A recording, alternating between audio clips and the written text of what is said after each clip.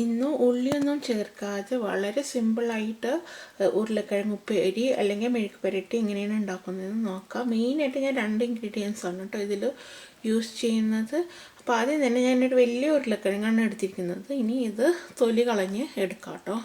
So ഇപ്പം ഞാൻ തൊലി കളഞ്ഞിട്ടുണ്ട്. ഇനി നമുക്കിത് കട്ട് ചെയ്യാം. കട്ട് ചെയ്യുന്നതിന് ആദ്യം ചെറുതായിട്ട് വേണം കേട്ടോ കട്ട് ചെയ്യാൻ. അതിങ്ങനെ നീളത്തിൽ അരിഞ്ഞിട്ട് പിന്നെ നമുക്ക് സ്മോൾ പീസസ് ആയിട്ട് കട്ട് ചെയ്യാം. ഓക്കെ,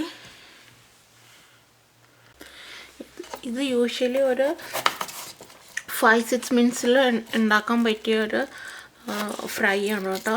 നല്ല ഈസിയാണ് ആൻഡ് നല്ല ടേസ്റ്റാണ് കേട്ടോ. ഇങ്ങനെ നീളത്തിൽ അരിഞ്ഞിട്ട് ഇതുപോലെ ചെറിയ പീസസ് ആയിട്ട് ഇങ്ങനെ കട്ട് ചെയ്യണം കേട്ടോ.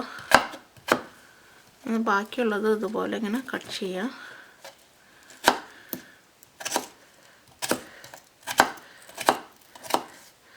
നമുക്ക് തരക്കൊക്കെ പിടിച്ചിട്ട് ഇതുപോലെ എല്ലാ ഉരുളക്കിഴങ്ങും ഇതുപോലെ ചെറുതായിട്ട് അരിഞ്ഞെടുക്കണം കേട്ടോ. സോ ഉരുളക്കിഴങ്ങെല്ലാം ഒരു പാത്രത്തിലേക്ക് ഇടാം നമുക്ക്. സോ ഇതിലേക്ക് 1 table spoon Kashmiri chilli powder, പിന്നെ 1/2 ടീസ്പൂൺ മഞ്ഞൾപ്പൊടി, പിന്നെ കുറച്ച് ഉപ്പ്, ഇതെല്ലാം കൂടി ഇട്ടിട്ട് ഒന്ന് മിക്സ് ചെയ്യാം. ഞാൻ വെള്ളം ഒഴിക്കുന്നില്ല, കാരണം ഉപ്പ് ഇടുമ്പോൾ ഇതിൽ വെള്ളം ഇറങ്ങി വരും. അതുകൊണ്ടാണ് ഞാൻ വെള്ളം ഇടാത്തത്. ജസ്റ്റ് ഇങ്ങനെ മിക്സ് ചെയ്യുക. ഓക്കെ, സോ മെയിനായിട്ട് നമ്മൾ ഈ മുളക് പൊടിയും മഞ്ഞൾപ്പൊടിയാണ് ഇടുന്നത്. പിന്നെ ഉപ്പ് ഇത് കുറച്ച് ടേസ്റ്റിന്. ഓക്കെ,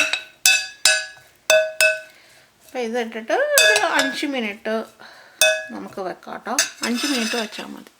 പാൻ ഓൺ ചെയ്തിട്ട് അതിലേക്ക് കുറച്ച് വെളിച്ചെണ്ണ ഒഴിച്ചു കൊടുക്കുക. ഓക്കെ, ഓയിൽ ഇപ്പോൾ ചൂടായിട്ടുണ്ട്. അപ്പോൾ ഇതിലേക്ക് നമ്മളുടെ പൊട്ടറ്റോ ഇട്ട് കൊടുക്കുക. ഞാനിപ്പോൾ എല്ലാ ഉരുളക്കിഴങ്ങും ഇട്ടിട്ടുണ്ട്. ഇത് ഇടയ്ക്കൊന്ന് ഇളക്കി കൊടുക്കാം കേട്ടോ.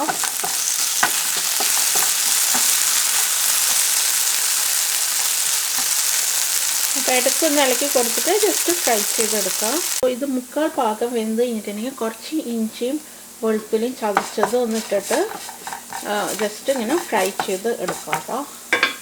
ഇതിലേക്ക് നമ്മൾ കുറച്ച് കറി ലീവ്സും കൂടി ഇട്ട് കൊടുക്കുക. എന്നിട്ട് ഒന്ന് ജസ്റ്റ് ഇങ്ങനെ ഫ്രൈ ചെയ്തെടുക്കുക. കുറച്ചും കൂടി ഒന്ന് ഫ്രൈ ആവാനുണ്ട് കേട്ടോ. ഓൾമോസ്റ്റ് ഇപ്പോൾ റെഡി ആയിട്ടുണ്ട്. ഈ സമയത്ത് നിങ്ങൾക്ക് വേണമെങ്കിൽ ഉപ്പോ എരിവോ വേണമെങ്കിൽ ഒന്ന് ടേസ്റ്റ് ചെയ്ത് നോക്കിയിട്ട് ഇടാം കേട്ടോ. അപ്പോൾ ഞാനിത് തീ ഓഫ് ചെയ്തിട്ട് സെർവിങ് പ്ലേറ്റിലേക്ക് മാറ്റാം. ഓക്കെ, ക്രിസ്പി മെഴുക്കുപുരട്ടി ഇവിടെ റെഡി ആയിട്ടാണ്. നിങ്ങളെല്ലാവരും ഇത് ട്രൈ ചെയ്യണം. അടുത്ത വീഡിയോ ഞാൻ വരുന്നവരെ thank you for watching Shali's kitchen. By.